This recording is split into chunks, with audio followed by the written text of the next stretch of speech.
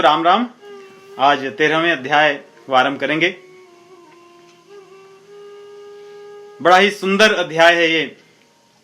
इसमें भगवान क्षेत्र और क्षेत्रज्ञ,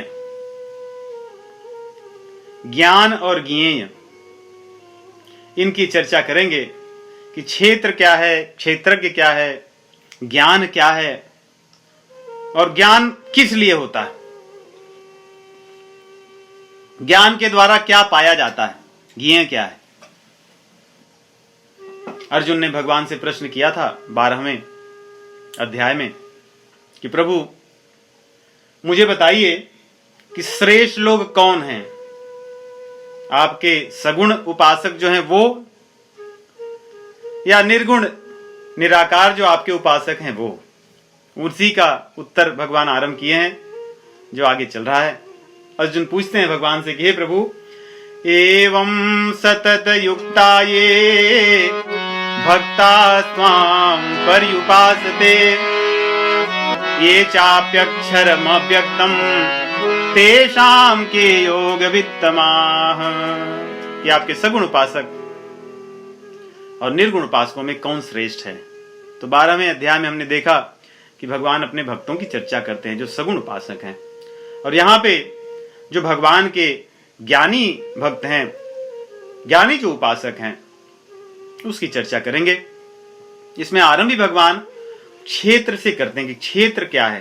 क्षेत्र अर्थात खेत होता है, जिसको हम लोग खेत कहते हैं, जहां कुछ उगाया जाए, पैदा किया जाए।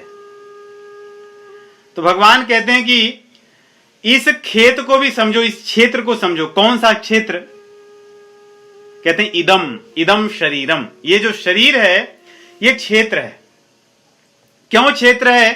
क्योंकि इस शरीर में पैदा बहुत कुछ होता है। ये कर्म कर करके ऐसे संस्कार पैदा करता है, इसके द्वारा जीव बार बार जन्म लेता रहता है। तो इस प्रकार ये ऐसा क्षेत्र है कि यहां कर्मों की खेती होती है, और इस खेती के फल ऐसे होते हैं कि कई जन्मों तक मिलते रहते हैं। इसलिए भगवान कह रहे हैं इदम शरीरम कौन्तेय। ये जो शरीर है इसी को आप क्षेत्र समझिए, और क्षेत्र को जब जानोगे तभी तो इसके बारे में अच्छे से ज्ञान होने पर आप सही कर्म कर सकते हो। तो ये अगर क्षेत्र है तो इस क्षेत्र को जानने वाला कौन है? ये क्षेत्र किसका है? जो इस क्षेत्र को जानता है उसे क्षेत्रज्ञ कहते हैं। इस शरीर के बारे में जानने वाला जो है वही क्षेत्रज्ञ है। भगवान कह रहे हैं 13वें अध्याय का पहला ही श्लोक, इदं शरीरं कौन्तेय क्षेत्रमित्यभिधीयते एतद्यो वेत्ति तं प्राहुः क्षेत्रज्ञ इति तद्विदः। उन विद्वानों ने, कौन से विद्वानों ने? क्षेत्र और क्षेत्र को जानने वाले विद्वानों ने इस शरीर को इदम कहा। इदम मतलब ये जो पास में है, ये शरीर हमारे पास में ही है, हम इसको लेकर ढोते हैं, इसके बिना जीवन नहीं चलता। तो कह रहे हैं कि इस शरीर को लेकर जो हम ढोते हैं, ये जो शरीर हमारे पास में है यही क्षेत्र है, और इस शरीर को जानने वाला ये जो आत्मा है या परमात्मा है वही क्षेत्रज्ञ है। दूसरे अध्याय में कहते हैं कि क्षेत्रज्ञम चापि माम विद्धि। क्षेत्रज्ञ मैं हूं, अर्थात क्योंकि जो आत्मा है ये आत्मा भगवान की ही अंश है। ममैवांशो जीवलोके जीवभूतः सनातनः मनः षष्ठानि इंद्रियाणि प्रकृति स्थानि कर्षति। कि मेरा ही अंश है ये आत्मा। गोस्वामी जी लिखते हैं, चेतन अमल सहज सुख राशि ईश्वर अंश जीव अविनाशी। ईश्वर अंश जीव अविनाशी, ईश्वर अंश जीव अविनाशी, चेतन अमल सहज सुख राशि, सुख राशि, चेतन अमल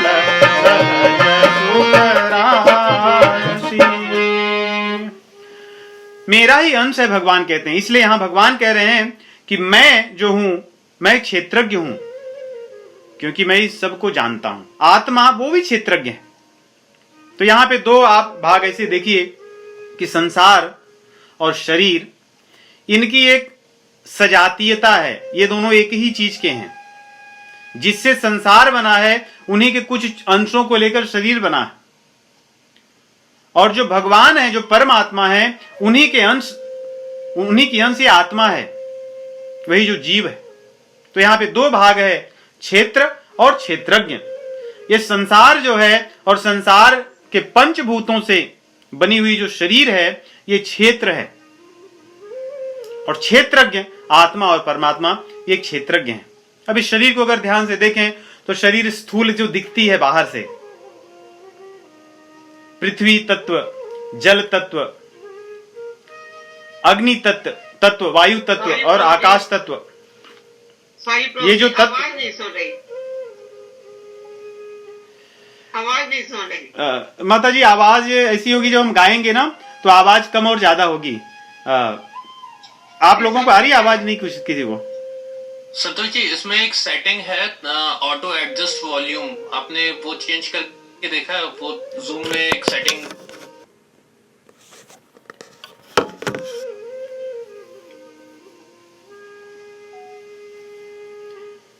तो यहां पे शरीर तीन प्रकार की है।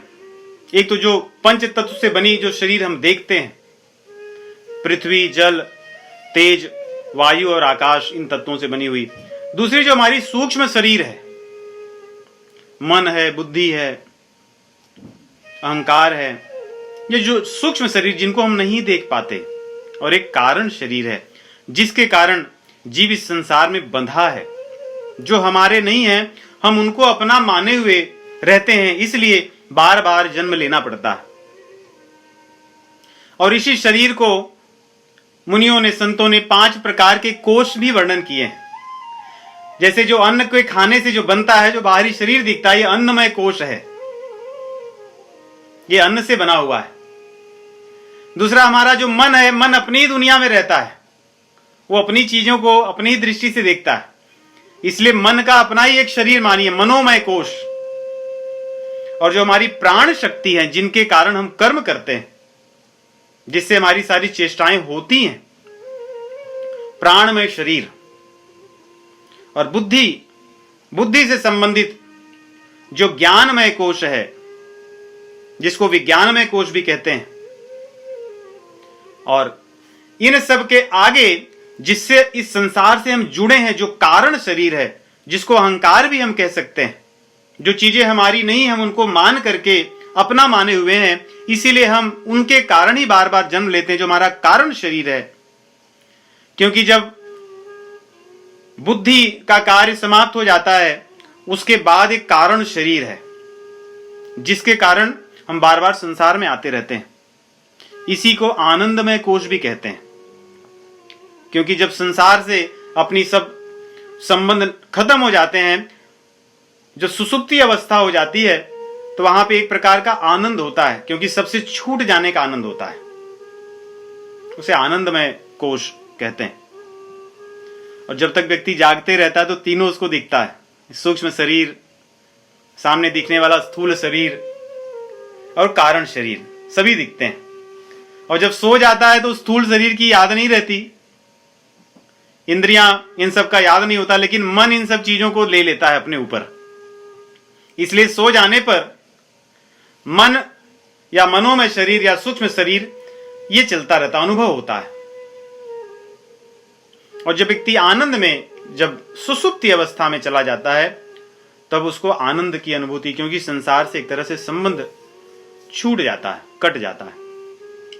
तो जो भी है, ये जो शरीर है, ये संसार का ही अंश है, इसीलिए इसको क्षेत्र कहते हैं। और इस शरीर के माध्यम से विविध प्रकार के कर्म करके जीव अलग अलग योनियों में जन्म लेता है।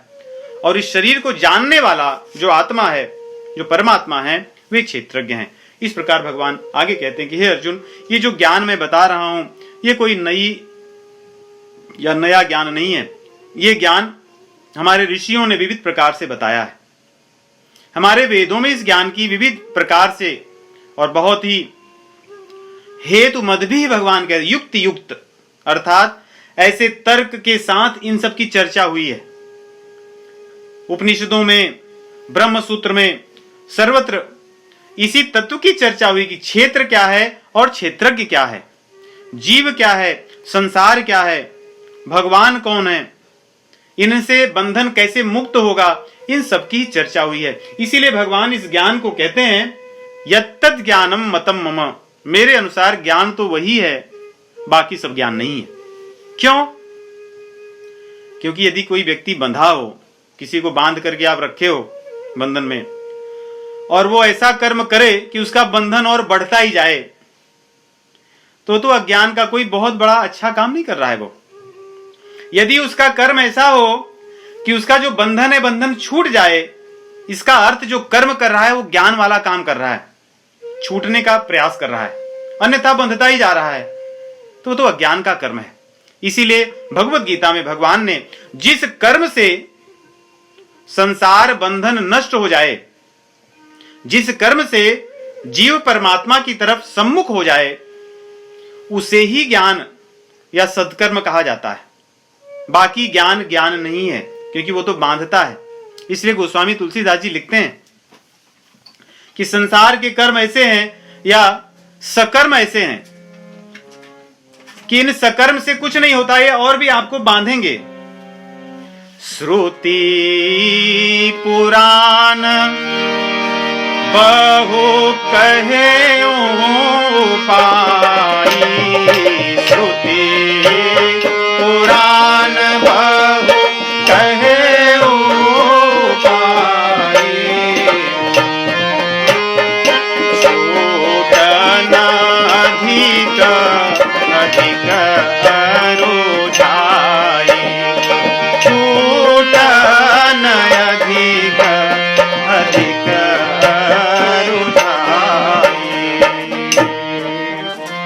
छूटन अधिक अधिक रुझाई। छूटोगे नहीं, इसमें और फंसते जाओगे। ये कर्म के नियम ही ऐसे हैं। इसीलिए एक क्षेत्र है, इससे संभल कर रहो। जो ज्ञान भगवान बता रहे हैं उस ज्ञान को धारण करके इस क्षेत्र में से बाहर निकलो। इस प्रकार भगवान यहां बताते हैं और कहते हैं कि अर्जुन, इसलिए इस क्षेत्र को समझो। ये क्षेत्र है क्या? यहां पे भगवान 24 तत्व इस शरीर के, इस क्षेत्र के बताते हैं। उसके बाद इसके 7 और विकारों की चर्चा करते हैं। इस प्रकार 24 और 7 31 तत्वों की चर्चा करते हैं। महाभूतान्यहंकारो बुद्धिरव्यक्तमेव च इंद्रियाणि दशैकम च पंचचेन्द्रिय गोचराः इच्छा द्वेष सुखम दुखम संघातश्चेतना धृतिः एतत् क्षेत्रम समासेन सविकारम मुदाहृतम। तो एक होती है प्रकृति और एक होती है विकृति। इसको ध्यान से सुने, प्रकृति और विकृति। प्रकृति अर्थात जो पैदा करती है, जो बनाती है। विकृति अर्थात जो बनता है। बस यही प्रकृति विकृति को समझना है। भगवान कहते हैं ये जो दिख रहा है, जो क्षेत्र, ये प्रकृति और विकृति है। तो भगवान की जो प्रकृति है, भागवत पुराण के अनुसार कहते हैं कि जो 3 गुण हैं, रजोगुण, तमोगुण, सतोगुण, इन 3 गुणों में जब काल, कर्म और स्वभाव के द्वारा क्षोभ उत्पन्न होता है तो महत्तत्व विकार उत्पन्न होता है। विकार अर्थात जो पैदा होता है, जो बनता है। अब महत्तत्व में विकार होने पर रजोगुण की प्रधानता से, सतोगुण की प्रधानता से और तमोगुण की प्रधानता से 3 अहंकार उत्पन्न होते हैं। रजोगुण की प्रधानता से तमस अहंकार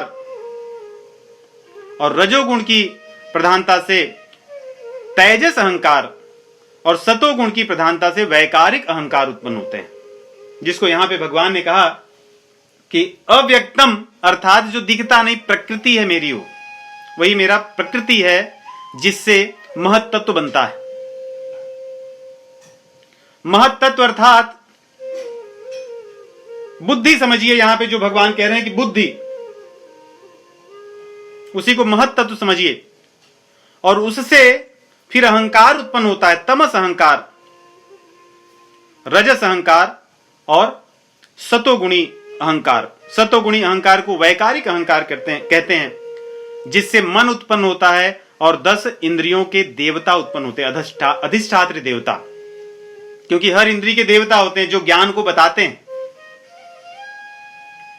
और जो कार्य करने की शक्ति है, जो तेजस अहंकार है, उससे 10 इंद्रियां उत्पन्न होती हैं, और बुद्धि और प्राण शक्ति भी उसी से उत्पन्न होती है, क्योंकि प्राण शक्ति ही क्रिया करती है और बुद्धि भी निश्चय करके कर्म करती कराती है।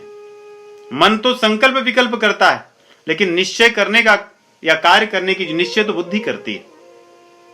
और जो तीसरा तमस अहंकार है, इससे पंच महाभूत, तन्मात्राएं, शब्द, स्पर्श, रूप, रस और गंध, ये जो पंच तन्मात्राएं हैं, ये उत्पन्न होते हैं।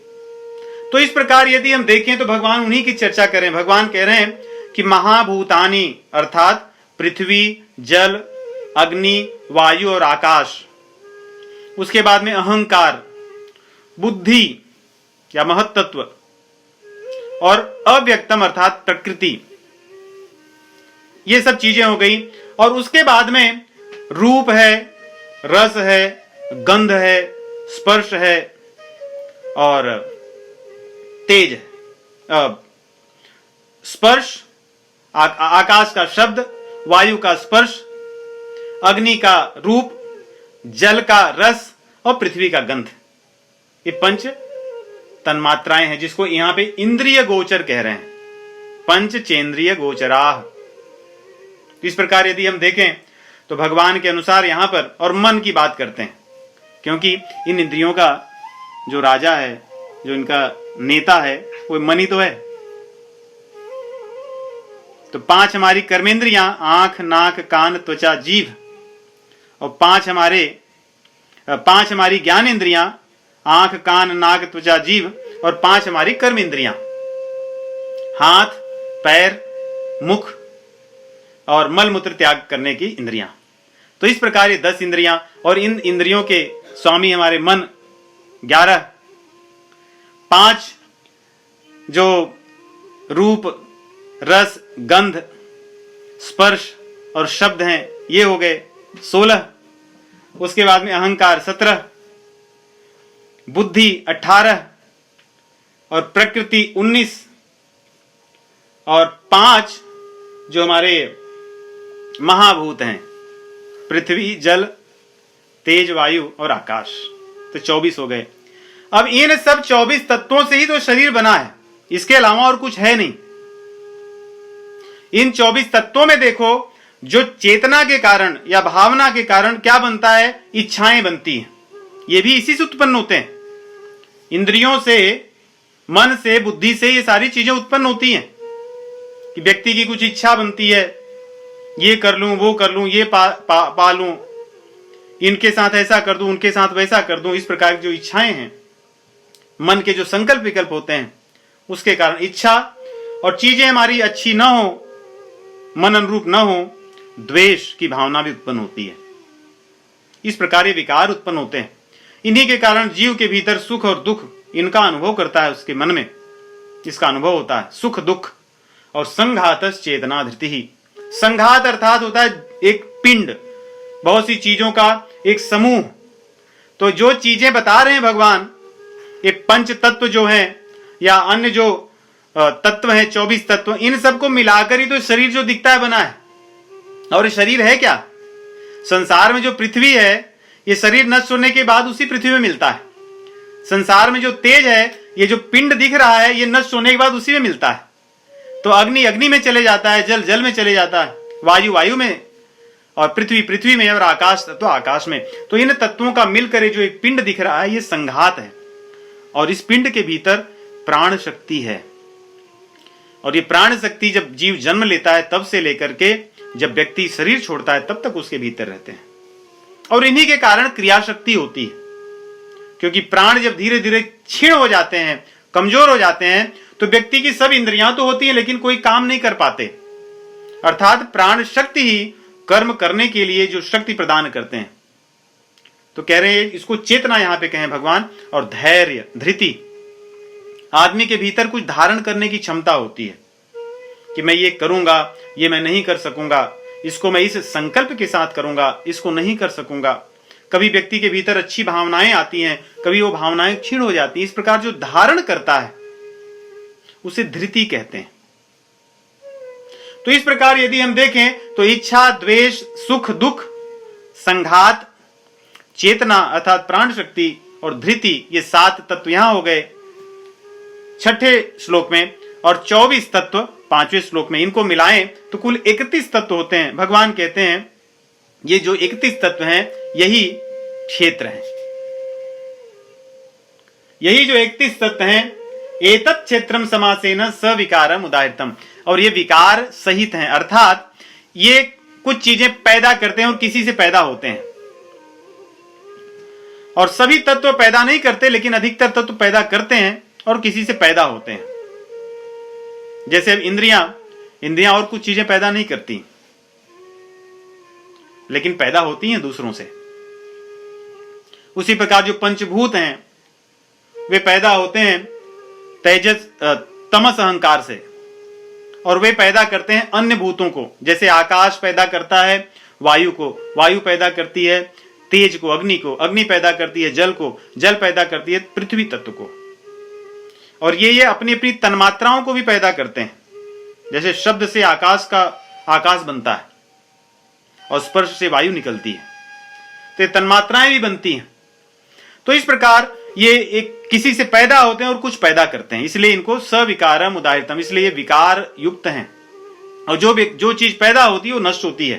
अर्थात ये शरीर जो दिख रहा है, सूक्ष्म शरीर, स्थूल शरीर, ये कुछ तत्वों से बना है। इसी को एनाटॉमी कहते नहीं, जो मेडिकल साइंस में लोग पढ़ते हैं एनाटॉमी, तो ये भगवान की एनाटॉमी है कि शरीर का एक तरह से भगवान उसको चीर फाड़ करके बता रहे हैं कि शरीर है क्या वास्तव में। और जब शरीर है, इस क्षेत्र है, अब क्षेत्रज्ञ की बात करेंगे। क्षेत्रज्ञ अर्थात भगवान। तो भगवान को जानने के लिए किस चीज की आवश्यकता होगी? ज्ञान की। वो ज्ञान क्या है? जिससे क्षेत्र में रहने वाला जीवात्मा, क्षेत्रज्ञ जिसको कहते हैं, वो परमात्मा को, भगवान को समझ सकता है, जान सकता है। उसको भगवान 7वें से लेकर के 11वें श्लोक तक कहते हैं। इन श्लोकों को हमें कंठस्थ करना चाहिए, इन श्लोकों के भावों को हृदय में धारण करना चाहिए, अपने जीवन में ले आना चाहिए। भगवान कहते हैं, आरंभ करते हैं, अमानित्वम अदम्भित्वम। पहले आरंभ ही कर रहे हैं कि ज्ञान क्या है। क्षेत्र तो तुम जान गए, लेकिन उस क्षेत्रज्ञ से मिलोगे कैसे? उस परमात्मा से मिलोगे कैसे? उस ज्ञान की आवश्यकता होगी जिससे तुम बंधन से मुक्त हो जाओगे। ज्ञान के क्या क्या साधन हैं? पहला जो ज्ञान की बात करते हैं, भगवान कहते हैं अमानित्वम, मान की इच्छा छोड़ दो, जो कि सबसे कठिन है। व्यक्ति दान भी करता है, धन छोड़ देता है तो मान को पाने के लिए, बड़े बड़े कष्ट सह करके बड़े बड़े तप करता है, लेकिन ये इच्छा रहती कि मेरा मान हो, लोग मुझे जाने। इसलिए भगवान वहीं पर चोट कर रहे हैं जो सबसे कठिन है। अमानित्वम, तुम्हारे पास बहुत कुछ हो, तुमने बहुत बड़े बड़े चीजें की हो, लेकिन कोई इच्छा तुम्हारी न हो मान पाने की। और ये बात सर्वत्र कही गई है।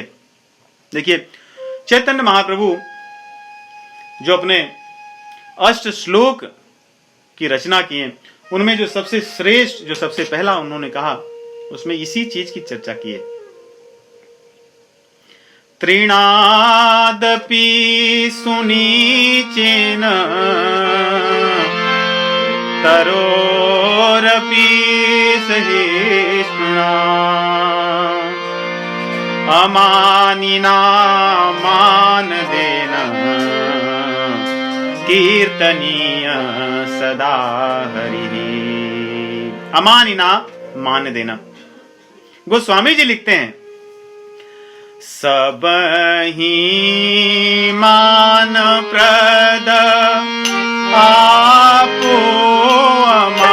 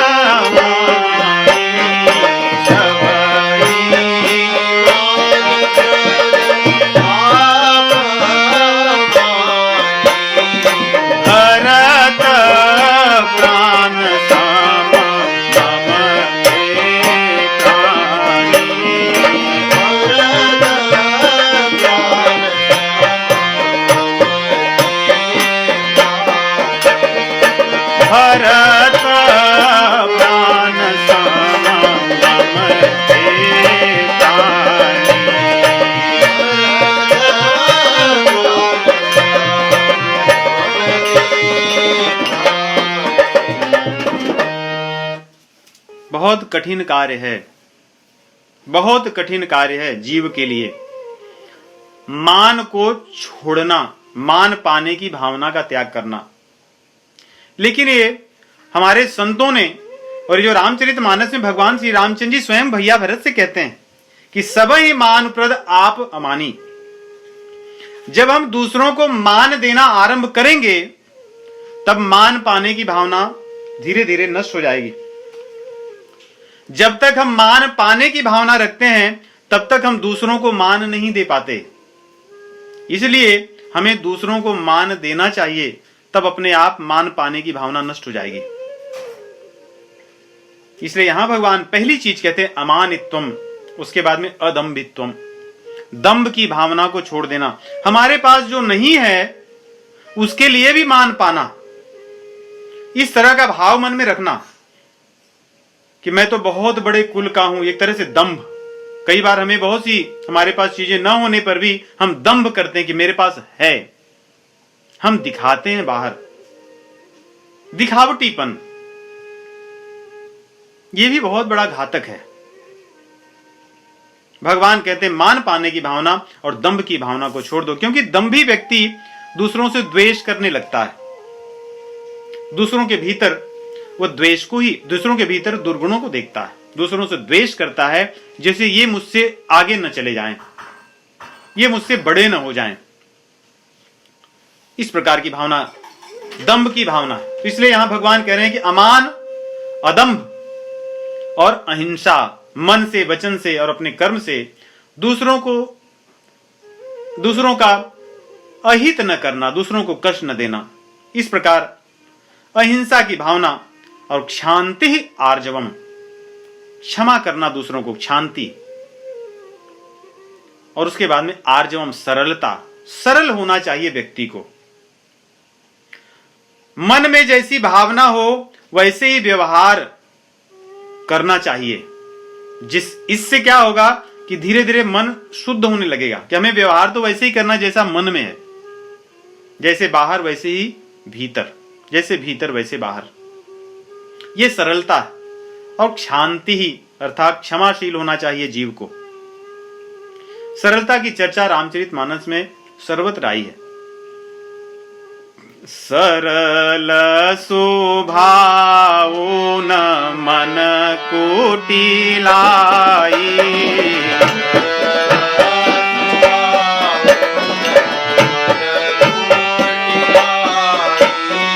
सरल स्वभाव न मन कुटिलाई,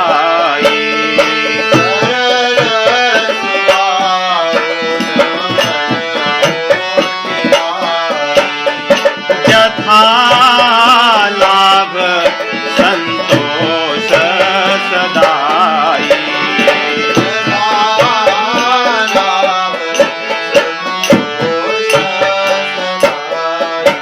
यथा लाभ संतोष सदाई, सरल स्वभाव न मन कुटिलाई। ये भगवान को अच्छा लगता है। और राम जी सरल है भी नहीं, भगवान सरल है। सरल सबल साहिब रघुराजू, वो सरल है, इसलिए उन्हें सरलता अच्छी लगती है। भगवान कह रहे हैं सरल हो और ये सब चीजें करके केवल संसार में न रमा रहे। सरलता हो, क्षमाशील हो, अहिंसा हो, अदम्भ हो, अमानिता हो, परंतु आचार्य की शरण ले, आचार्योपासनम, आचार्य की सेवा करे, उनके वचनों का पालन करे, उनकी आज्ञा का पालन करे। तद विद्धि प्रणिपाते न परिप्रश्न सेवया, जो भगवान कहते हैं कि आचार्यों का संगत करे, संतों का संग करे और उपासना जैसी विधि बताएं उसके अनुसार जीवन जिए। उनकी संगत करेगा तो भगवान के प्रति प्रेम ही उसके मन में, उसके कर्म में उत्पन्न होगा। और शौचम, पवित्रता हो भीतर से बाहर से, मन भी पवित्र हो, कर्म भी पवित्र हो, भीतर और बाहर दोनों पवित्रता होनी चाहिए। उसी को शौचम कहते हैं। पवित्र अर्थात देखिए, बहुत से बड़ा सरल उदाहरण ऐसे समझिए, किसी 5 स्टार होटल में जो उनका टॉयलेट या शौचालय है वो भी बहुत स्वच्छ होता है, परंतु वो पवित्र नहीं होता। गौशालाओं में आपको गोबर गोमूत्र इत्यादि चीजें भले दिखेंगी, देखने में ऐसा लगे कि स्वच्छ नहीं है, परंतु वही पवित्र होता है। पूजा पाठ वहीं की जा सकती है, यज्ञ हवन वहीं किया जा सकता है, परंतु जो स्वच्छ हो परंतु पवित्र न हो, उनसे आध्यात्मिकता में विकास नहीं होता। इसलिए आध्यात्मिकता में स्वच्छता ही आवश्यक नहीं है, स्वच्छता के साथ साथ पवित्रता आवश्यक है। भगवान कह रहे हैं शौचम स्थैर्यम आत्म विनिग्रह, धैर्यवान होना चाहिए। यदि व्यक्ति के भीतर धैर्य नहीं है तो अध्यात्म में अधिक समय तक वो चल नहीं पाएगा। इसलिए धैर्य होना चाहिए। धैर्य होने से मन की चंचलता नष्ट होती है। जीवन में आने वाले दुख सुख में व्यक्ति समान रह सकता है। धैर्यवान व्यक्ति ही वैसे रहता है। चंचल व्यक्ति तो सुख के आने पर हर्षोल्लासित होकर के पता नहीं क्या क्या करता है, और दुख के आने पर शोक से दब करके पता नहीं क्या क्या करता है, क्योंकि उसके कर्मों का पता नहीं चलता कि हर्ष और दुख में वो क्या करेगा। इसलिए धैर्य बहुत आवश्यक है। और आत्म विनिग्रह, अपने आप में नियंत्रण होना चाहिए। अपनी इंद्रियों का, अपने मन का, इन पर अपना नियंत्रण हो, किसी और का नहीं। हम गोस्वामी हो, गोदास नहीं, इंद्रियों के दास न हो। आगे भगवान कहते हैं ये इंद्रियां जिन जिन विषयों में जाएं वहां से वैराग्य कराइए। आंख को देखना अच्छा लगेगा, वही चीजें देखिए जो आपके काम की हो। कान का काम है वो सुनने के लिए दौड़ेगा, शब्दों से प्रेम करेगा, उन्हीं शब्दों को इसको दीजिए जिससे इसका कल्याण हो। जीवा है दौड़ेगी रस का आस्वादन करने के लिए, इसको वही रस दीजिए जिससे इसका कल्याण हो। उसी प्रकार हमारी नासिका है वो गंध के लिए दौड़ेगी, उसको वही गंध दीजिए जिससे कल्याण हो। और स्पर्श, इस प्रकार जो विषय हैं इंद्रियों के, इनसे इनका वैराग्य कराइए और अहंकार को छोड़ दीजिए। अहंकार भगवान यहां पे ले आ रहे हैं। अहंकार व्यक्ति अर्थात जो चीजें हमारी नहीं है उनको अपना मान लेना, यही अहंकार है। उनसे जुड़ जाना, अपनी जो पहचान है वो उन वस्तुओं से कराना, यह अहंकार है। कि मैं इस कुल में उत्पन्न हुआ, मैं इस धनवान कुल का हूं, मैं इस जाति का हूं, मैं इस, मेरी त्वचा का रंग ऐसा है, मैं गोरा हूं, मैं ऐसा हूं, मैं बहुत रूपवान हूं। इन चीजों से जब हम अपने आप को जोड़ लेते हैं तो व्यक्ति के भीतर अहंकार उत्पन्न होता है। अहंकार, वो जो है नहीं वो उसको अपना मानने लगता है। इस तरह की संसार की चीजों से अपने आप को न जोड़े, हाँ भगवान से अपने आप को जोड़े। इसीलिए अहंकार भी एक तरह से असत अहंकार और एक सत अहंकार होता है। जैसे कर्म होते हैं नहीं, सत्कर्म असत कर्म, विचार होते हैं सत विचार और असत विचार, वैसे ही अहंकार भी सत अहंकार ऐसे देख सकते हैं हम, जिसको रामचरितमानस में कहते हैं कि असय अभिमान जाई जनि भोरे, मैं सेवक रघुपति पति मोरे। तो अहंकार भगवान से हो, संसार से नहीं। इस प्रकार आगे भगवान कहते हैं इन सब चीजों होने के साथ साथ जो बड़ी सुंदर बात कहते हैं, जन्म मृत्यु जरा व्याधि दुख दोषानुदर्शनम। सदैव मन में यही विचार करे, यही चिंतन करे, जन्म मृत्यु जरा व्याधि दुख दोषानुदर्शनम। दुर्भाग्य की बात है कि आज संसार में जीव सब चीजों का चिंतन करता है, सब चीजों की पढ़ाई लिखाई की जाती है, सब तरह के विद्यालय महाविद्यालय विश्वविद्यालय खुले हैं, परंतु कैसा दुर्भाग्य है कि जन्म मृत्यु जरा व्याधि दुख दोषानुदर्शनम, इसकी चर्चा कहीं नहीं होती। कि जन्म मृत्यु जरा व्याधि, ये जो चार जीवों के कष्ट हैं, यही तो वास्तविक समस्या है।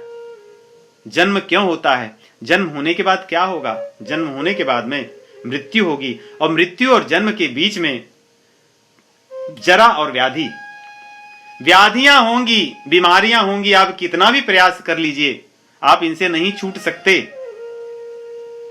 और बूढ़े होगे आप, न जाने संसार की कितनी भी जो श्रेष्ठ अच्छी से अच्छी चीजें हों, आप अपने शरीर को दे दीजिए, ये बूढ़ी तो होगी ही शरीर। अब मैं जानी देह बुढ़ानी, अब तो पता चलेगा कि मैं बूढ़ा हो रहा हूं। इतना ही नहीं, दुख और दोष, ये संसार में सर्वत्र दुख ही दुख भरा है और दोष ही दोष दिखते हैं, भरे हैं। इनका अनुदर्शन हो, इनका चिंतन हो। जो हमारे दर्शन शास्त्र हैं हमें यही सिखाते हैं। व्यक्ति सीखे कि दर्शन क्या है जीवन का। दर्शन अर्थात फिलॉसफी, ये तो सबके पढ़ने की, सबके जानने की बात है। आजकल तो फिलॉसफी पढ़ना या दर्शन शास्त्र पढ़ना कुछ लोगों का काम रह गया है, लेकिन फिलॉसफी तो सबको पढ़नी चाहिए। और यही फिलॉसफी कि जन्म, मृत्यु, जरा, व्याधि, दुख और दोष। भगवान कहते हैं यदि अध्यात्म ज्ञान या भगवान को पाना है तो इसका अनुदर्शन होना अति आवश्यक है। जन्म, मृत्यु, जरा, व्याधि, दुख, दोषानुदर्शनम। संसार में कोई कितना भी प्रयास कर ले, कितनी भी वैज्ञानिक शोध हो जाएं, अन्वेषण हो जाएं, साइंटिफिक रिसर्च हो जाएं, परंतु इन दुख और दोषों को कोई नष्ट नहीं कर सकता। बुढ़ापा आना, इसको कोई रोक नहीं सकता। बीमारियों को कोई रोक नहीं सकता, क्योंकि आज से 100 साल पहले जो बीमारियां थी कहां गईं? हो सकता है बहुत सी बीमारियों का हमने उपचार ढूंढ लिया हो, लेकिन भगवान ने नई बहुत सी दे दी है। क्या आज की जो बीमारियां हैं इनका उपचार तो ढूंढ ही लेंगे, परंतु क्या इनके बाद नई बीमारियां नहीं आएंगी? इनको कोई नहीं रोक सकता। इसका चिंतन हो जीव को, इसका ज्ञान हो, उसकी दृष्टि इसमें जाए कि हम कुछ भी कर लें इनसे नहीं छूट सकते। तो फिर क्या करना है? फिर अपने प्रभु को स्मरण करना है। जहां से हम आए हैं वहां चलना चाहिए। इसीलिए भगवान आरंभ में ही कहे कि जो मैं ज्ञान बताऊंगा वही ज्ञान है, क्योंकि इससे तुम छूटोगे। आगे भगवान कहते हैं कि असक्ति अनभिष्वंग पुत्र दार गृहादिषु। संतान में, पत्नी में, घर की चीजों में आदमी इतना भीड़ जाता है, इतना घुल मिल जाता है, उसे पता ही नहीं चलता कि मेरा समय आ गया है जाने का। अब कुछ समय भगवान को भी देना चाहिए। कई बार तो ऐसा होता है कि जैसे जैसे व्यक्ति बूढ़ा होता जाता है, पारिवारिक प्रपंच में उतना और अधिक रमता जाता है। प्राचीन काल में हुआ करते थे कि लोग घर वगैरह छोड़ देते थे, कहीं धाम में चले जाते थे। औरतें भी जाया करती थी। इसीलिए देखोगे धामों में, काशी में, अयोध्या में, वृंदावन में इत्यादि अन्य धामों में जहां पे बहुत सी स्त्रियां भी जाती थी, वो अपना रहती थी, और पुरुष भी रहते थे, सब अलग अलग, और अपना वहां सेवा करते हुए, भगवान का नाम जपते हुए, भक्ति करते हुए अपने शरीर को त्याग, वहीं छूट जाता था शरीर। परंतु भोग विलास में आज जीव इन चीजों को तो भूल ही गया है। घर में रहते हुए भी वो इतना रमा रहता है कि उससे कहने पर भी नहीं निकलता। मृत्यु शैया पर पड़ा रहता है, फिर भी उसको अपने बिजनेस की चिंता, अपने धन की चिंता, अपने घर की चिंता, अपने नाती पोतों की चिंता, बेटे बहू की चिंता। हे भगवान, इसलिए भगवान कह रहे हैं अनभिष्वंग। अनभिष्वंग मतलब उसमें अधिक मत घुल जाओ। संतान, घर, पत्नी, पति, ये सब आवश्यक हैं आपको गृहस्थ जीवन में रहने के लिए, लेकिन उसमें इतना न घुल जाओ कि निकलना कठिन हो। उसमें वैसे ही रहिए जैसे चीनी है और चावल है, उसको मिला दीजिए। हैं तो साथ में लेकिन अलग अलग है। ऐसा नहीं कि उसमें आप पानी डाल दो और वो एकदम घुल जाए, वैसा मत कीजिए। उनको अलग अलग ही रहने दीजिए। जैसे मूंगफली का छिलका ऊपर लगा रहता है, लगता तो है कि उसमें लगा हुआ है, लेकिन जब निकलना होता है बड़े आसानी से निकल जाता है। वैसे लगिए परिवार में, संसार में, गृहस्थी में। ऐसे तब संभव होगा जब इसके पहले की पंक्ति याद रखोगे। जन्म, मृत्यु, जरा, व्याधि, दुख, दोषानुदर्शनम। कि आप कुछ भी कर लो, जन्म, मृत्यु, जरा, व्याधि और दुख और दोष इससे नहीं छूट सकते। इसलिए इससे बचने का उपाय कीजिए। तो इस प्रकार भगवान कहते हैं ये सब चीजें जब करोगे तब इष्ट और अनिष्ट में, अच्छी और बुरी परिस्थितियों में अनुकूल और प्रतिकूल परिस्थितियों में सदैव मन शांत रहेगा, चित्त व्याकुल नहीं होगा, मन में शांति होगी। अन्यथा आप घर में लगे ही रहोगे। जैसे जैसे व्यक्ति बूढ़ा अधिक होता जाता है, देखो कितनी समस्या होती, नहीं घर के लोग छोड़ देते हैं क्योंकि वो घर को नहीं छोड़ता। तभी भी घर के लोग ये कहना चाहते हैं भैया अब तू छोड़ दो, अब नहीं छोड़ोगे तो हम तो छोड़ ही दिए तुम्हें। वो कितना भी कहते रहते हैं या कहती रहती हैं, लोग बस यहां से एक कान से सुनकर दूसरे कान से निकाल देते हैं कि आप नहीं मानोगे तो हमें तो कुछ करना पड़ेगा। तो भगवान कह रहे हैं कि आपकी चित्त जो आपका होगा वो कभी शांत नहीं हो सकता जब आप इस परिवार में इतने घुल जाओगे। तो इस परिवार में इतना मत घुलो कि आपका चित्त सदैव अशांत रहे। और यह केवल वृद्धावस्था की बात नहीं है, जीवन के सभी पड़ाव में, जीवन की सभी अवस्थाओं में, गृहस्थ में आप जितना ही अधिक गृहस्थ में लगे रहोगे आपका चित्त उतना ही अशांत होगा। भोग और ऐश्वर्य संग्रह भोग में जितना ही लगे रहोगे आपके चित्त की अशांति उतनी ही अधिक होगी। इसलिए यदि हमें योग का सेवन करना है, योग का पालन करना है, तो भगवान जो बात कह रहे हैं, नित्यम च समचित्तत्वम इष्ट अनिष्ट उपपत्तिषु, अनुकूल और प्रतिकूल परिस्थितियों में हमारा मन शांत रहे, ये भी तभी संभव है जब हम योग का आश्रय लेंगे। इसलिए भगवान कहते हैं नहीं, योगस्थः कुरु कर्माणि संगम त्यक्त्वा धनंजय सिद्ध्य सिद्ध्योः समो भूत्वा समत्वं योग उच्यते। समता रहना ये योग है। इसलिए भगवान यहां कह रहे हैं कि आपके चित्त में शांति होनी चाहिए, समता होनी चाहिए। इतना मत परिवार में लग जाओ कि सदैव चित्त भटकता रहे। और ये सब चीजें जब गुण हो जाएं तो गुण किस लिए हैं? इतने आपके अंदर अमान हो, अदम्भ हो, अहंकार न हो और क्षमाशील हो, आप गुणवान हो और दुख दोष जन्म मृत्यु जरा व्याधि का चिंतन करें, तो फिर क्या करना चाहिए? ये सब चीजों का फल है भगवान के चरणों में प्रेम होना। भगवान कह रहे हैं मेरी अव्यभिचारिणी भक्ति हो। व्यभिचारिणी मतलब जो अपवित्र हैं, अपतिव्रता है। अव्यभिचारिणी अर्थात जैसे पतिव्रता स्त्री होती है, उसके अपने पति के प्रति जो प्रेम होता है, जो भक्ति होती है, जो एक निष्ठा होती है, वैसी भक्ति मेरे साथ करो। मयि चानन्य योगेन भक्तिरव्यभिचारिणी, अव्यभिचारिणी भक्ति मेरे प्रति हो, अनन्य भक्ति मेरे प्रति हो और जीव विविक्त देशी हो। विविक्त देशी अर्थात बहुत मान मर्यादा इन सबको पाने के लिए भीड़ भाड़ या ऐसे स्थानों पर न रहे जहां तामझाम होता रहे। अब कोई कहे कि मैं कैसीनो में बैठकर जप कीर्तन करूंगा, सब कुछ मैं भगवान को अर्पित करूंगा, आज मैं विविध प्रकार के अन्य चीजों को करते हुए ये सब चीजें करूंगा, ऐसा न हो। विविक्त देशी हो, भगवान का भजन, भगवान के भजन में उसका मन लगे, न तो संसार की भोग विलासिताओं में, न तो चकाचौंध में दौड़े। और अरति ही जन संसदी, ये बड़ा कठिन कार्य है आज के युग में। अरति ही जन संसदी, जन संसद में रति न हो, अर्थात आप जो सोशल मीडिया जिसमें बहुत से कहते हैं, आप उनमें बहुत एक्टिव ना हो, बहुत सक्रिय ना हो।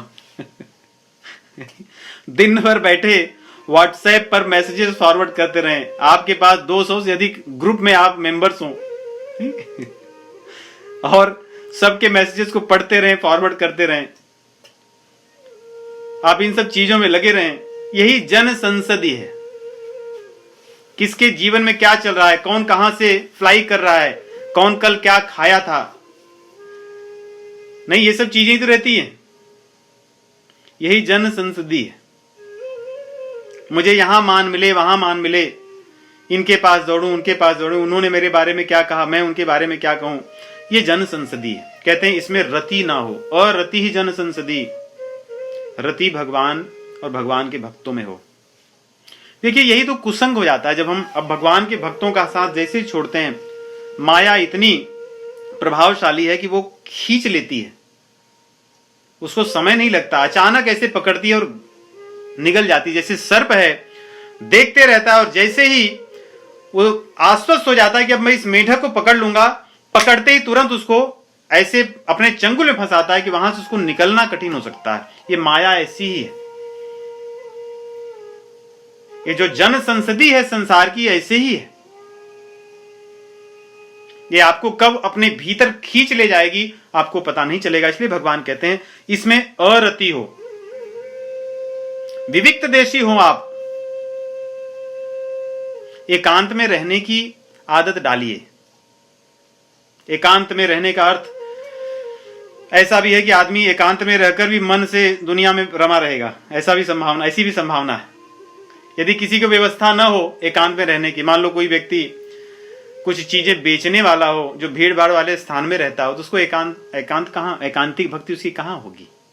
ऐसा नहीं है, वो भी कर सकता है। जब उस संसार में वहां पे अपने मन को न रमाए, मन को एकत्र करके अपने भीतर ले जाए, भगवान में रमाए,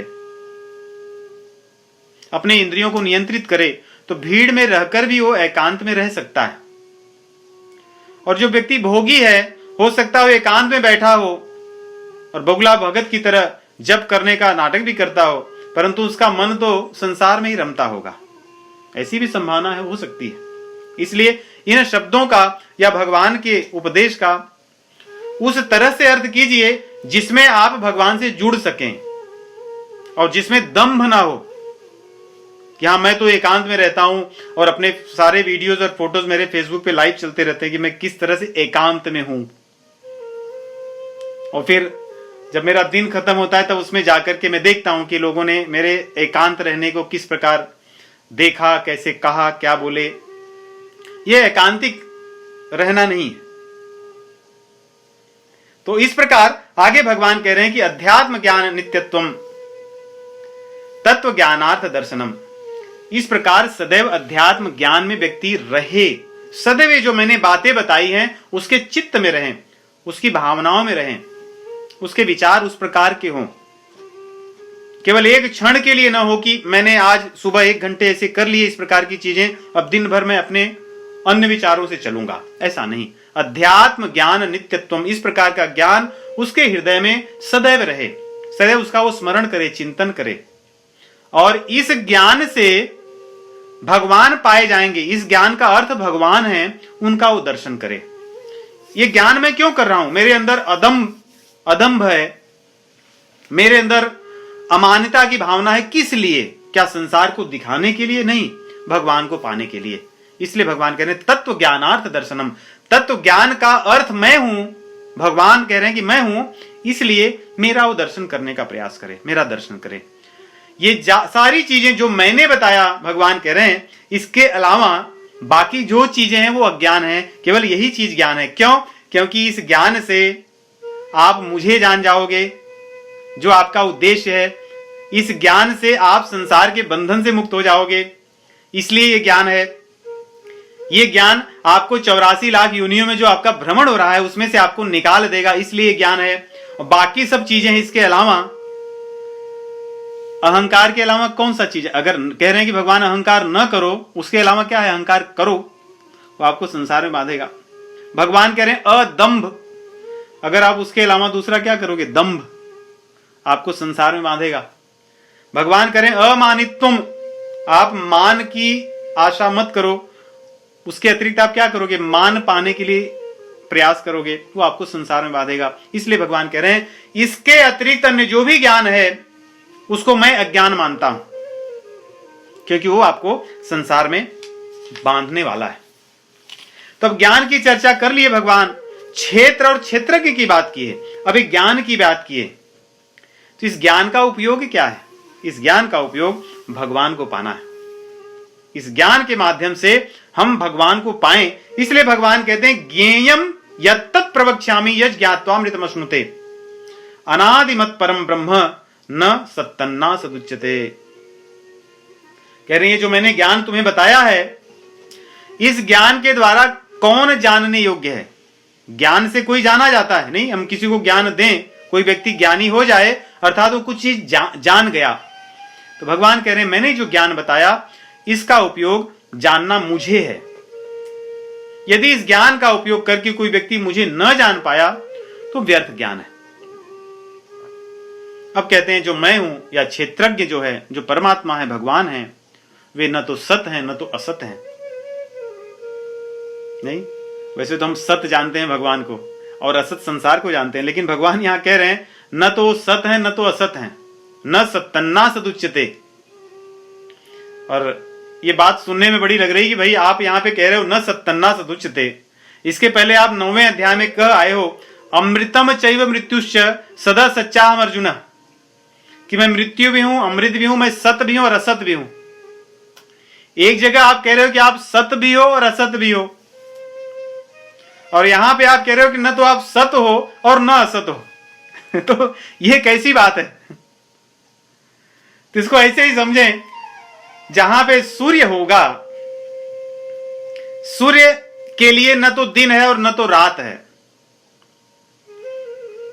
लेकिन जो व्यक्ति हम देखेंगे हमारे लिए दिन रात हो सकती है, और हमारे लिए दिन और रात कोई नहीं हो सकती, क्योंकि सूर्य के लिए तो कुछ नहीं, सूर्य के लिए तो सूर्य ही है, तो भगवान के लिए तो भगवान ही है वो स्वयं। सूर्य से हम दूर हुए तो रात होगी और सूर्य के सम्मुख हुए तो दिन होगा।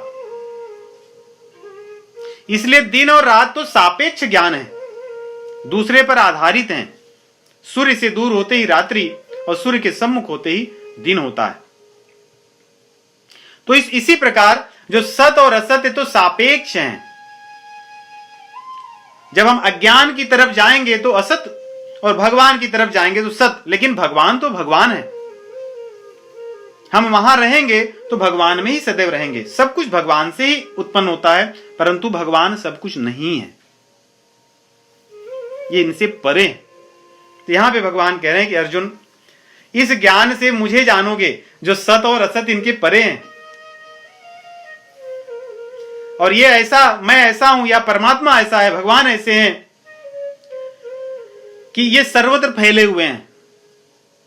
इनके जो पैर हैं, हाथ हैं, आंख हैं, सिर हैं, मुख हैं, ये सर्वत्र हैं। जहां देखोगे वहीं इनके हाथ, पैर, आंख, मुख, सिर होंगे। ऐसा नहीं कि इनके सिर यहां पर है, यहां नहीं है। असल में क्योंकि ये विषय ही सगुण और निर्गुण का है, साकार और निराकार का है, इसलिए भगवान इस बात को ऐसे बता रहे हैं कि परमात्मा निराकार या निर्गुण जो है वही सगुण भी है। दोनों दो अलग अलग नहीं है। लेकिन जो भक्त इसको मानने वाले हैं, जिसकी जैसी धारणा है, जैसी जिसकी भावना है, जिसका जैसा प्रेम है, वो उस रूप में माने, परंतु दोनों हैं तो एक ही। निर्गुण निराकार भले ये है, परंतु इसका मुख तो सर्वत्र है, इसके सिर सर्वत्र हैं, इसकी आंखें सर्वत्र हैं। सर्वतः पाणिपादम, इसके हाथ और पैर सर्वत्र हैं, क्योंकि एक स्थान पे नहीं है। अगर एक स्थान पे होते तो भगवान किसके किसके घर भोजन करने के लिए दौड़ते। जब हम सब लोग अपने घर भोग लगाते हैं, इतने करोड़ों मंदिर हैं दुनिया में, सब जगह अपने अपने भोग लगाते हैं। कोई सुबह लगाता है, कोई शाम लगाता है, कोई 2 बजे लगाता है, कोई 1 बजे लगाता है। तो भगवान कहां कहां खाएंगे अगर एक ही मुख हो तो? इसलिए उनके मुख तो अनंत है। और हमारे आपके जैसे हाथ पैर हो तो कैसे आएंगे जाएंगे? कोई यहां बुला रहा है भारत में, इस पृथ्वी पर, और कोई दूसरे ब्रह्मांड में किसी अन्य ग्रह पे बुला रहा है भगवान को, आइए भोग लगाइए। तो भगवान कहां कहां दौड़ेंगे हमारे आपके जैसे हाथ पैर हो तो? इसलिए वो सर्वत्र विराजमान है, उनके हाथ पैर सर्वत्र हैं, उनका मुख भी सर्वत्र। आप जहां कहोगे वहां वो पहुंच जाएंगे। और इस बात को आगे समझाते हुए कह रहे हैं कि हे अर्जुन, जैसे जीवों के पास इंद्रियां होती हैं, वो आंख से आंख जो है वो देखने का कार्य करती है, कान सुन ही सकता है, आंख सुन नहीं सकती। जीवा जो है वो रस का आस्वादन करती है, जीवा ये नहीं बता सकती कि कोई वाणी कैसी है। जीवा ये नहीं बता सकती कि गंध क्या है, वो तो नाक का काम है। तो जीवों की इंद्रियां जिस विषय के लिए बनाई गई उसी विषय का ज्ञान रखती हैं, लेकिन मेरे पास ऐसी इंद्रियां नहीं है। मेरे पास इंद्रियां न होते हुए भी सभी गुणों को, सभी रसों को मैं जानता हूं, सबका मुझे ज्ञान है। मेरे अगर नेत्र हैं तो मेरे नेत्र ही सब कुछ कर सकते हैं। मैं अपने नेत्रों से रस भी ले सकता हूं, नेत्र से गंध भी ले सकता हूं, अपने नेत्रों से मैं चल भी सकता हूं। तो मैं इन इंद्रियों से बंधा हुआ नहीं हूं। इसलिए कह रहे हैं सर्वेंद्रिय गुणाभासम सर्वेंद्रिय विवर्जितम। इंद्रियों के न होते हुए भी मैं इंद्रियों के सभी रसों को जानता हूं, उसका मैं आभास करता हूं और मैं सबका पालन पोषण करता हूं। वैसे जीव जिसके साथ आसक्त होता है, जिसके साथ उसका प्रेम होता है, उसका ही पालन पोषण करता है। लेकिन मेरा ऐसा नहीं है। मैं किसी से बंधा नहीं हूं, किसी में आसक्ति नहीं है, लेकिन पालन पोषण मैं सबका करता हूं। और निर्गुणम गुणभोक्तृ। अधिकतर जो व्यक्ति गुणों को जानने वाला होता है उन्हीं गुणों को भोगता है। जिसके पास जो गुण होते हैं उन गुणों को ही भोगता है, उसका फल पाता है। किसी के पास अगर गुण है मधुर वाणी का, तब वो मधुर वाणी कह सकता है, मधुर वाणी का आनंद दूसरों को दे सकता है और उसका फल स्वतः भी ले सकता है। भगवान कह रहे हैं मैं निर्गुण हूं। निर्गुण के कई अर्थ, एक तो ये कि मैं इन संसार के जो गुण है, सतोगुण, रजोगुण, तमोगुण, इनसे ऊपर हूं। और दूसरे ये कि संसार के जो गुण हैं, अच्छे बुरे, इनसे सब मैं परे हूं। क्योंकि संसार में सत असत के कारण जो दिखने वाले दैवी और आसुरी गुण हैं, ये तो संसार के हैं, मैं गुणातीत हूं। इस प्रकार कहते हुए भगवान कह रहे हैं जीवों के भीतर और बाहर मैं हूं, सभी प्राणी रूप में भी मैं हूं, मेरे अतिरिक्त और कुछ है ही नहीं संसार में। और मैं इतना सूक्ष्म हूं अर्जुन कि मुझे कोई देखना चाहे तो नहीं देख सकता। मैं सबसे दूर हूं और समीप से समीप हूं। भगवान देखिए इतने सूक्ष्म हैं कि हम उनको कैसे जान सकते हैं। जो आजकल वैज्ञानिकों के पास जो है कि सूक्ष्म से सूक्ष्म चीजों को देखने की, जैसे वायरस हैं, बैक्टीरियाज हैं, उन सबको देख लेते हैं, तो क्या भगवान को भी देख लेंगे? भगवान कहते हैं कि मैं इतना सूक्ष्म हूं कि इन सांसारिक चीजों से मुझे कोई नहीं देख सकता। मुझे देखने के लिए सूक्ष्म दृष्टि चाहिए, सूक्ष्म यंत्र नहीं, सूक्ष्म दृष्टि चाहिए। मुझे प्रेम से जाना जा सकता है। भक्त्या माम अभिजानाति यावान यस्यास्मि तत्वतः। मुझे तो भक्ति से जाना जा सकता है। पुरुषः स परः पार्थ भक्त्या लभ्यस्त्वनन्या। मुझे तो भक्ति से ही जाना जा सकता है, मुझे प्रेम से पाया जा सकता है। मैं इतना सूक्ष्म हूं और दूर से दूर और समीप से समीप में हूं। जिसको मेरा ज्ञान न हो, जिसको मुझसे प्रेम न हो, उसके लिए तो मैं दूर से दूर हूं। और जो मुझे अपना मानता हो उसके तो मैं पास खड़ा हूं, मुझे जब चाहे बुला सकता है। मैं उसके सामने ही प्रकट हूं, उसके साथ में ही रहता हूं। सब लोग उसके दूर हो जाते हैं, लेकिन मैं तो दूर नहीं होता। इसलिए हमारे हृदय में तो भगवान विराजमान होते हैं, इतने समीप हैं। इससे समीप और कौन होगा? संसार का कौन सा ऐसा संबंध है जो इतना समीप हो सकता है? संभव ही नहीं है। ईश्वरः सर्वभूतानां हृदयेषु तिष्ठति। भगवान कहते हैं कि जीवों के हृदय में मैं विराजमान रहता हूं। भ्रामयन् सर्वभूतानि यंत्रारूढ़ानि माया। कि जीव के हृदय में मैं विराजमान होकर के बैठा रहता हूं। अब इससे समीप और कौन होगा? यदि हमें ज्ञान हो तो उन्हें पा लेंगे। जैसे ऐसे समझिए, यदि कहीं दूर भगवत गीता लिखा हो बड़े अक्षरों में संस्कृत में, यदि किसी व्यक्ति को पता ही ना हो कि ये संस्कृत भाषा है, उसके लिए वो क्या होगा? उसके लिए लगेगा कुछ ऐसी ऐसी पाई खींची गई हैं, कुछ रेखाएं हैं वहां पे, बस इतना ही ज्ञान होगा। लेकिन जो संस्कृत पढ़ा हुआ व्यक्ति होगा, वो पढ़ते ही उसके ध्यान में आएगा चाहे भगवत गीता लिखा है। और जो भगवत गीता को पढ़ा हुआ व्यक्ति होगा, उसको पढ़ते ही भगवत गीता केवल शब्द ही नहीं, भगवत गीता के सिद्धांत उसके हृदय में आएंगे। और जो भगवान से प्रेम कर लिया हुआ भगवत गीता का ज्ञानी भक्त होगा, वो भगवत गीता उस शब्द को देखते ही उसको भगवत गीता याद आएंगी, भगवत गीता के सिद्धांत याद आएंगे, भगवान के स्मरण होगा और भगवान का अनुभव होगा। तो लिखा तो शब्द भगवत गीता है, लेकिन जिसकी जैसा ज्ञान है, जिसकी जैसी दृष्टि है, उसके अनुसार उस शब्द को अपने या तो पास समझेगा या तो दूर समझता है। इस प्रकार भगवान कहते हैं कि जो ये ज्ञान है मैंने तुम्हें जो बताया, इस ज्ञान से यदि तुम चाहोगे, मैं तुम्हारे लिए दूर से दूर हूं और समीप से समीप हूं। इस प्रकार आगे भगवान कहते हैं कि हे अर्जुन, इस संसार में अविभक्तम च भूतेषु विभक्तम इव च स्थितम। संसार में वास्तव में देखें तो है क्या जो उन्होंने बताया 5वें और 6ठे श्लोक में। संसार पृथ्वी से बना है, जल से बना है, वायु से बना है, अग्नि से बना है, आकाश से बना है, यही तो चीजें और क्या है। लेकिन ये शरीरें, ये सब वस्तुएं या तत्व एक होते हुए भी एक ही हैं, लेकिन वो ऐसे ऐसे भागों में बंट करके ऐसे पिंड बने हैं देह के कि सब अलग अलग दिखते हैं।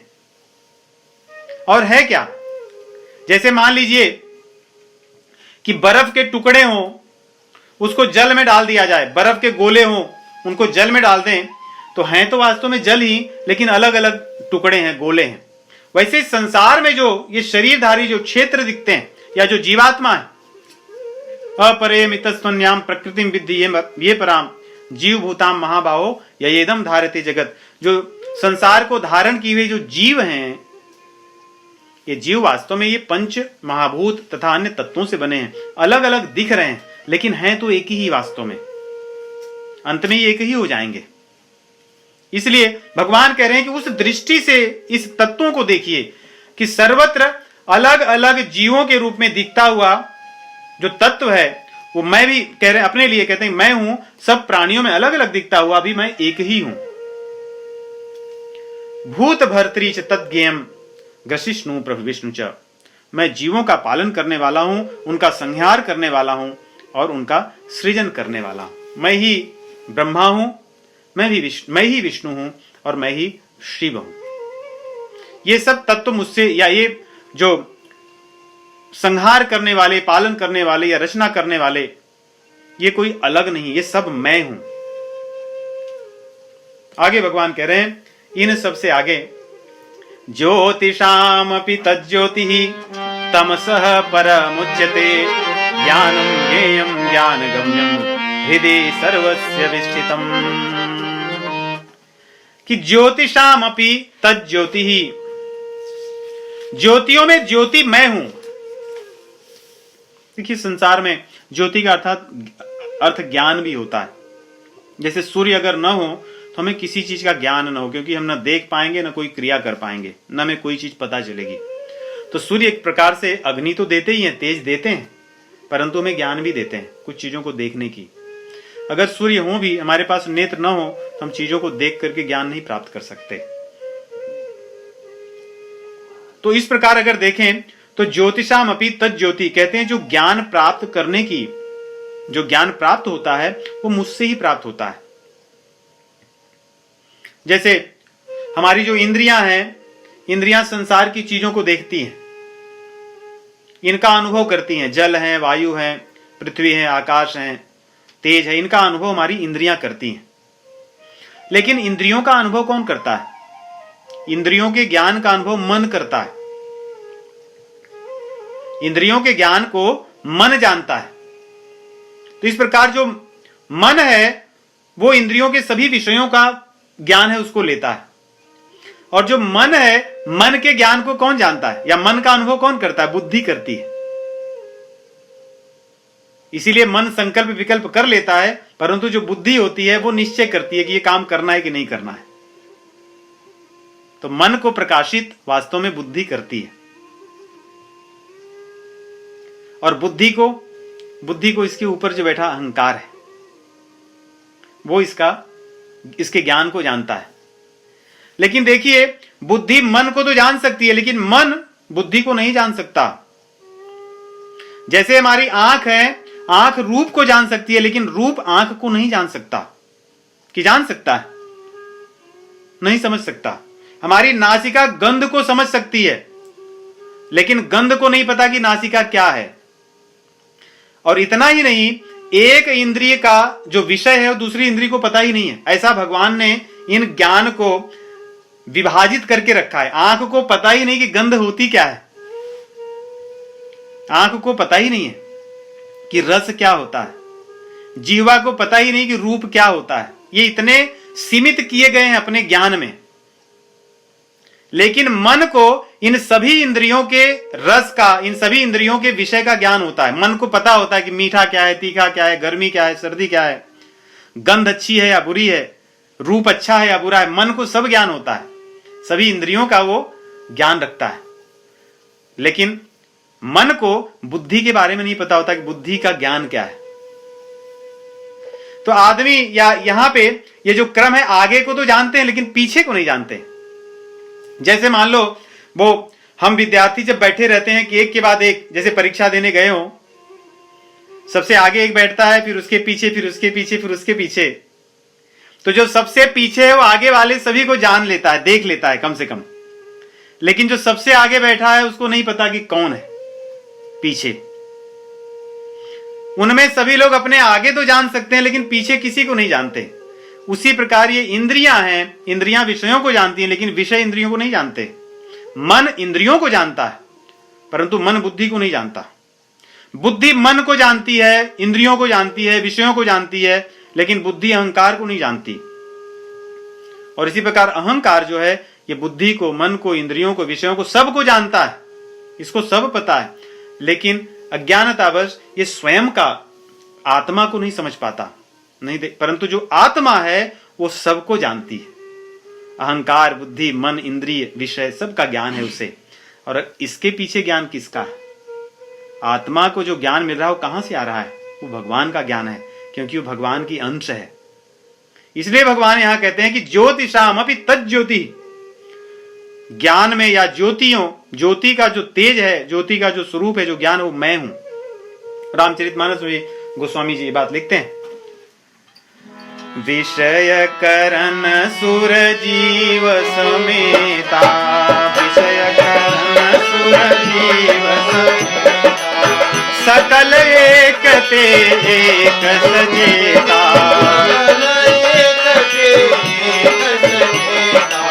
सब कर परम प्रकाशक जोई, सब कर परम प्रकाशक, सब कर परम प्रकाशक जोई, सब कर परम प्रकाशक जोई, राम अनादि अवधपति सोई, राम अनादि अवधपति सोई, राम अनादि अवधपति सोई, राम अनादि अवधपति सोई। सब कर परम प्रकाशक जोई, सबको प्रकाश देने वाला, ज्ञान देने वाला वो परात्पर परब्रह्म भगवान है। तो इस प्रकार भगवान कह रहे हैं कि हे अर्जुन, इस ज्ञान का उपयोग या इस ज्ञान के द्वारा ज्ञेय जिसको जाना जाएगा वो यही भगवान है। और ये भगवान हृदय विष्ठितम, हृदय में बैठे रहते हैं, ये कहीं दूर नहीं है, आपके पास में ही है। तो इस प्रकार भगवान को हम अपने हृदय में देखें, वो हमसे दूर नहीं है। और संसार में सर्वत्र कण कण में भगवान विद्यमान है।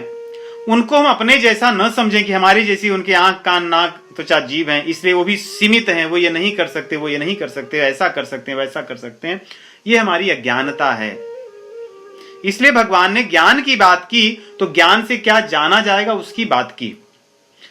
हम अपनी अज्ञानता के कारण कई बार सोचते हैं ना कि ये राम जी ये क्या भगवान है, ये कृष्ण क्या भगवान है, क्या भगवान कभी मत्स्य अवतार ले सकते हैं, भगवान क्या कभी कूर्म बन सकते हैं, वो नरसिंह बन सकते हैं। ये सब चीजें तो कहने की हैं, these are all fairy tales. ये हमारी मूर्खता है। जब भगवान के ज्ञान को हम समझेंगे तब हमें पता होगा कि हमारी मूर्खता के कारण ही हम भगवान को भी अपने जैसे समझते हैं, जिसके एक अंश से, जिसकी केवल संकल्प शक्ति से पूरा संसार जो चराचर जगत है वो चलायमान होता है, उसका सृजन होता है, पालन और संहार होता है। ऐसे परमात्मा को हम अपनी बुद्धि के अधीन समझते हैं, जो बुद्धि अहंकार को ही नहीं जानती कि क्या है, वो इतनी सीमित है। तो इसलिए भगवान को इन इंद्रियों द्वारा, अपनी इंद्रियों द्वारा समझने का प्रयास न करें। भगवान इन इंद्रियों से परे हैं। इसलिए गोस्वामी जी लिखते हैं रामचरितमानस में, निर्गुण की जब चर्चा करते हैं, कहते हैं भगवान निर्गुण तो है, सही बात है, लेकिन निर्गुण का अर्थ क्या है? क्या हमारे आपकी जैसी इंद्रियों वाले हों, यही हम सगुण मानते हैं? भगवान हमारे लिए, भक्तों के लिए जैसा जिस स्वरूप की आवश्यकता होगी उस स्वरूप में प्रकट हो सकते हैं। जो करना होगा सो कर सकते हैं। वो रजोगुण, तमोगुण, सतोगुण के अधीन नहीं है। इसलिए गोस्वामी जी लिखते हैं वो पैर न होने पर भी चल सकते हैं,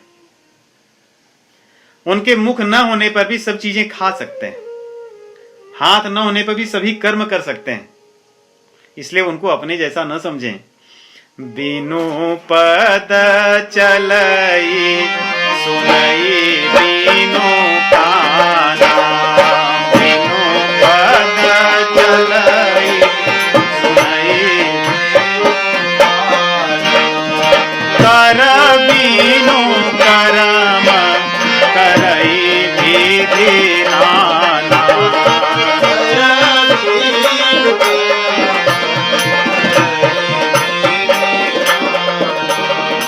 आनन रहित सकल रस भोगी, आनन रहित बिनु बानी बकता बड़ जोगी, बिनु बानी बकता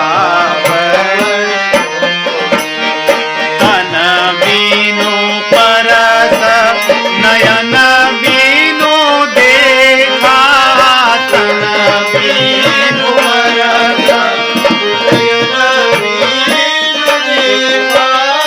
ग्रहई घाण बीनु बास असेखा, ग्रहई घाण